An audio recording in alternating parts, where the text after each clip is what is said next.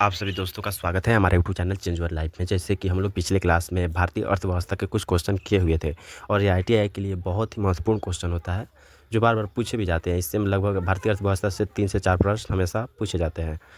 तो आइए वीडियो को शुरू करते हैं और वीडियो को लास्ट तक देखिएगा और अंत तक बने रहिएगा। चलिए वीडियो को शुरू करते हैं। हम लोग पिछले क्लास में शायद 15 कर चुके थे, 16 नंबर पे थे। चलिए 16 नंबर प्रश्न को देखते हैं। संसदीय प्रणाली वाली सरकार को अन्य किस नाम से जाना जाता है? हमारा ऑप्शन बी होगा, उत्तरदायी सरकार। करेक्ट आंसर बी होगा। चलिए तेजी से बढ़ते हैं आगे की ओर। राज्यसभा के सदस्य के लिए न्यूनतम आयु कितनी होनी चाहिए? तो हमारा ऑप्शन सी होगा, 30 वर्ष, कम से कम 30 वर्ष होनी चाहिए। प्रधानमंत्री के लिए 25 वर्ष होनी चाहिए। चलिए आगे की ओर बढ़ते हैं। भारत एक गणराज्य से मुख्य रूप से इसलिए माना जाता है क्योंकि यहाँ पे चुनाव होता है। सबसे बड़ी बात यही है, राज्य अध्यक्ष का चुनाव होता है। चलिए आगे की ओर बढ़ते हैं। सर्वोच्च न्यायालय, निर्वाचन आयोग, संघ लोक सेवा आयोग, नियंत्रक, महालेखा परीक्षक का कार्यकाल जैसी संस्थाओं में से एक लक्षण समान है।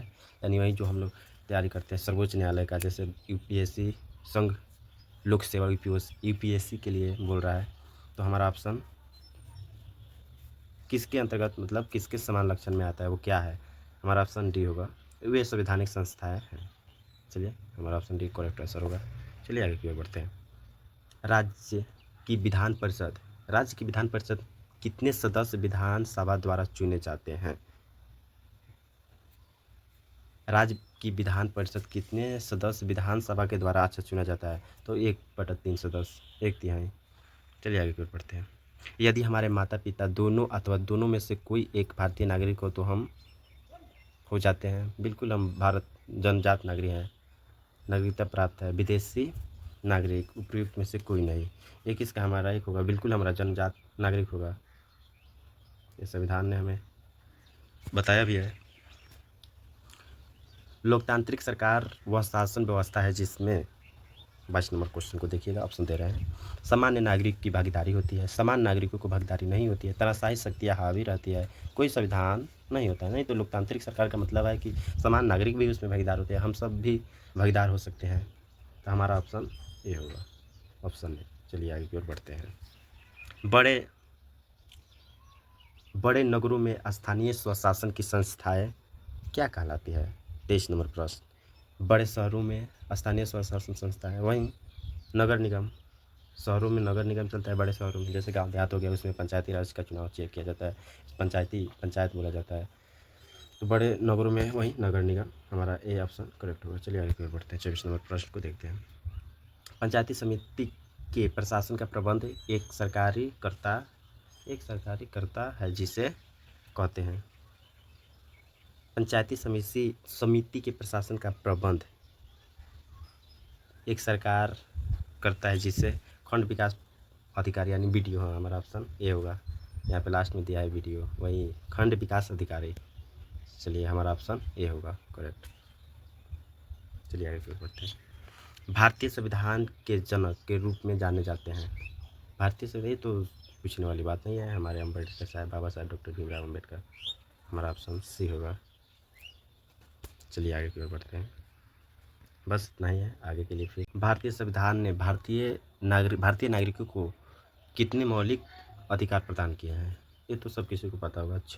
6 मौलिक अधिकार मिले हैं भारतीय संविधान से भारतीय नागरिकों को। चलिए आगे की ओर बढ़ते हैं।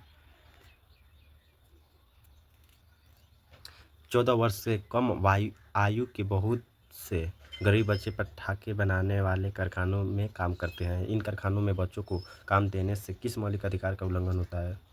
हमारा ऑप्शन बी होगा, शोषण के विरुद्ध अधिकार। समानता का अधिकार तो नहीं होगा, स्वतंत्रता का भी अधिकार नहीं होगा, संस्कृति तथा शिक्षा संबंधित अधिकार भी नहीं होगा। 27 नंबर प्रश्न का ऑप्शन आंसर होगा शोषण के विरुद्ध अधिकार। क्योंकि समानता का अधिकार वहाँ होता है जब ऊंच नीच भेदभाव होता है, स्वतंत्रता का अधिकार वहाँ होता है जहाँ आपको बोलने चालने का अधिकार हो। हमारा ऑप्शन बी होगा करेक्ट आंसर। चलिए आगे बढ़ते हैं। लोकसभा का कार्यकाल कितना होता है? ये तो कोई बता देगा, सब किसी को मालूम होना चाहिए, 5 वर्ष। हमारा आंसर सी होगा। चलिए आगे की ओर बढ़ते हैं।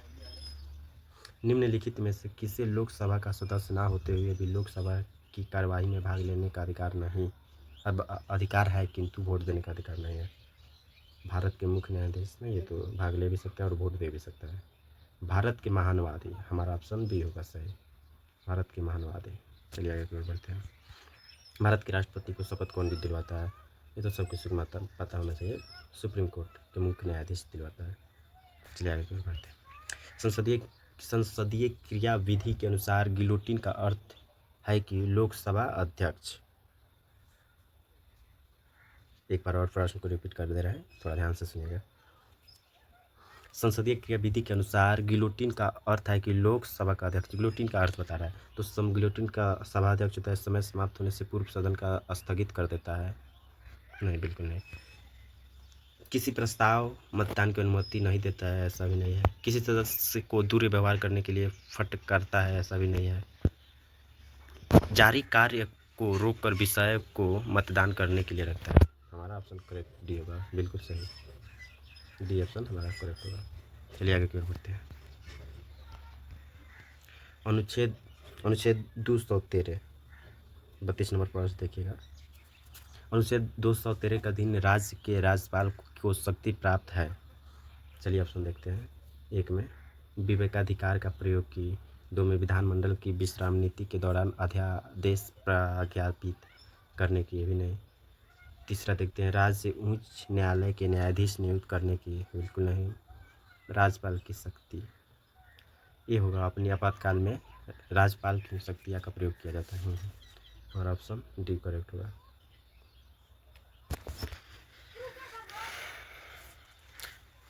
ये प्रश्न बोल रहा है कि कब राज्य की शक्तियाँ हमेशा मुख्यमंत्री के हाथ में होती है, लेकिन राज्यपाल के हाथ में कब होता है?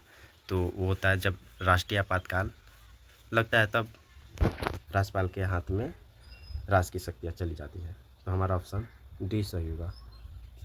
चलिए आगे बढ़ते हैं। 33 नंबर प्रश्न को देखिएगा। फोर्थ एस्टेट पद किस गवर्नर संदर्भित करता है? फोर्थ एस्टेट पद किसे संदर्भित करता है? व्यवस्थापिका सभा, पैतृक भवन, न्यायपालिका, प्रेस। ये हमारा ऑप्शन होगा प्रेस को, ऑप्शन डी। निर्देशक सिद्धांतों का प्रमुख उद्देश्य है देश में राजनीतिक प्रजातंत्र स्थापित करना। 34 नंबर प्रश्न को देखिएगा। निर्देशक सिद्धांतों का प्रमुख उद्देश्य है देश में राजनीतिक प्रजातंत्र स्थापित करना, देश में सामाजिक तथा आर्थिक प्रजातंत्र स्थापित करना। ऑप्शन बी हमारा करेक्ट आंसर होगा, देश में सामाजिक तथा आर्थिक प्रजातंत्र स्थापित करना, बी। चलिए आगे बढ़ते हैं। भारतीय संविधान का अनुच्छेद 370 से संबंधित, ये तो हर किसी को मालूम होना चाहिए। 35 नंबर प्रश्न, 370 किससे संबंधित है? जम्मू कश्मीर। मोदी जी भी इसी के नाम पर वोट मांगते हैं। जम्मू कश्मीर 370 धारा हटा दिए। चलिए ऑप्शन सी होगा। 35 नंबर प्रश्न दोबारा रिपीट हो चुका है। चलिए आगे बढ़ते हैं। 36 नंबर क्वेश्चन की ओर बढ़ते हैं। संसद में प्रस्तुत बिल एक अधिनियम बन जाता है। 36 नंबर प्रश्न देखिएगा। दोनों सदनों द्वारा पास हो जाने के बाद, राष्ट्रपति की सहमति मिल जाने के बाद, बिल्कुल हमारा करेक्ट आंसर भी होगा, क्योंकि कोई भी नियम संसद में प्रस्तुत किया जाता है जब राष्ट्रपति की सहमति मिल जाए तभी। तो हमारा ऑप्शन बी होगा। चलिए आगे की ओर बढ़ते हैं। स्वतंत्र भारत का पहला आम चुनाव किस वर्ष हुआ था? ये भी पूछने वाली बात है, सब किसी को मालूम होना चाहिए। 1951 और 52, ऑप्शन डी। भारत में निर्वाचन आयोग किसके लिए चुनाव कराता है? भारत में निर्वाचन आयोग किसके लिए चुनाव करवाता है?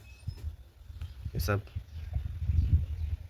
देखिए, संसद एवं राज्य विधानसभा, संसद राज्य विधानसभा एवं राज्य विधान परिषद, संसद राज्य विधानमंडल, राष्ट्रपति के पद के लिए, उपराष्ट्रपति के लिए। हमारा ऑप्शन डी होगा सही, संसद राज्य विधानमंडल, राष्ट्रपति पद के लिए एवं उपराष्ट्रपति के लिए। ऑप्शन डी होगा। चलिए आगे बढ़ते हैं। भारत का नियंत्रक एवं महालेखा निरीक्षक की नियुक्ति कौन करता है? प्रधानमंत्री, बिल्कुल नहीं। वित्त मंत्री, बिल्कुल नहीं। हाँ, हम भारत का राष्ट्रपति करता है। वर्तमान में हमारे भारत के राष्ट्रपति द्रौपदी मुर्मू जी हैं। चलिए आगे की ओर बढ़ते हैं। वर्तमान में लोकसभा के सदस्यों की संख्या कितनी है? ये तो सब किसी को मालूम होना चाहिए, क्योंकि अभी अभी इसका चुनाव हुआ है और अभी चुनाव हो रहा है। तो हमारे भारत में लोकसभा की कुल 545 सीटें हैं, जिसमें से 543 सीटें पर ही निर्वाचन किया जाता है। बाकी की 2 सीटें एंग्लो इंडिया चुनती है।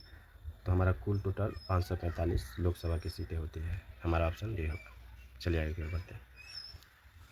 41 नंबर प्रश्न को देखते हैं। तीनों भारतीय सेनाओं का सर्वोच्च नायक कौन है? बड़ी बढ़िया सवाल आया है।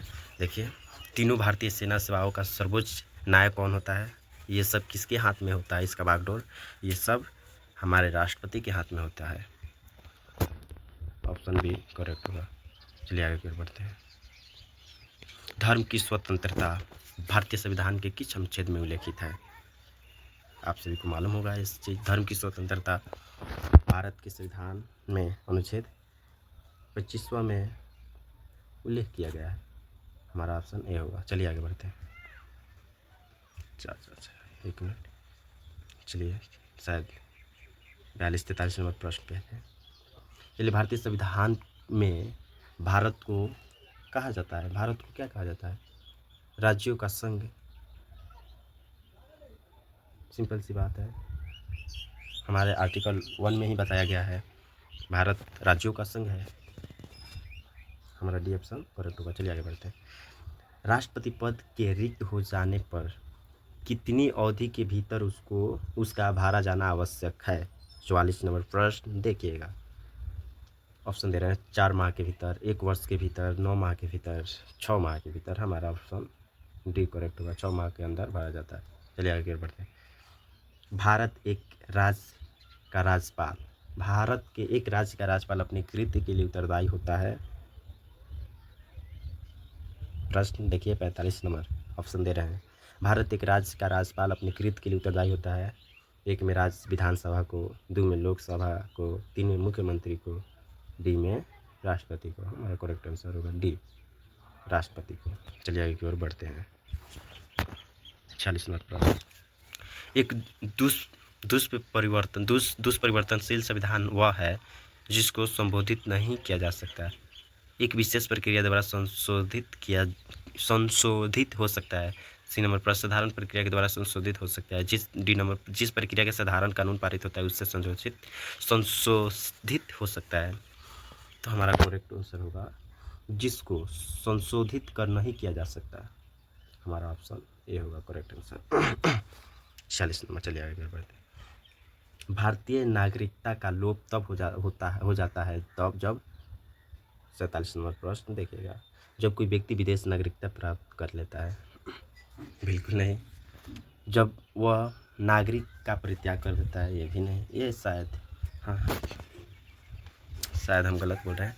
भारतीय नागरिकता का लोप तब हो जाता है जब कोई व्यक्ति विदेशी नागरिकता प्राप्त कर ले। बी नंबर, जब वह नागरिकता का परिणाम पर त्याग कर दे। बिल्कुल करेक्ट है। सरकार के किसी कारण से उसे नागरिकता से वंचित कर देती है। बिल्कुल सही बात है। उपयुक्त सभी बिल्कुल डी ऑप्शन। शायद हम घबरा रहे थे। बिल्कुल हमारा करेक्ट आंसर होगा डी। चलिए आगे की ओर बढ़ते हैं। राज्यसभा किसी धन विधायक को रोक सकती है कितने दिनों तक? 48 नंबर प्रश्न देखिए। तो 14 दिनों तक रोक सकती है। ऑप्शन हमारा बी होगा। चलिए 49 नंबर प्रश्न को देखते हैं।